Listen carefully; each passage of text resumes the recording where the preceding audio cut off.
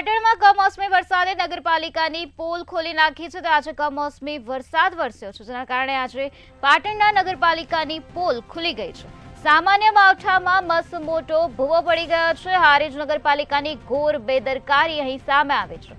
ગંજ બજાર તરફ જવાના માર્ગ પર જોખમી ભૂવો જોવા મળી રહ્યો છે. જોખમી ભૂવામાં મુસાફર ભરેલ રિક્ષા ખાબકી ગઈ હતી.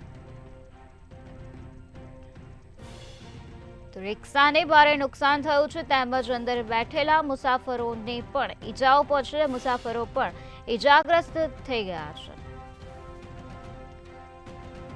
આ પ્રકારે ભૂવો પડી જવાના કારણે સ્થાનિક લોકોએ પાલિકા સામે ભારે રોષ ઠાલવ્યો છે. પાટણમાં કમોસમી વરસાદે નગરપાલિકાની પોલ ખોલી નાખી છે. નગરપાલિકાની ઘોર બેદરકારી જોવા મળી રહી છે. સામાન્ય માવઠામાં જ મસમોટો ભૂવો પડી ગયો છે.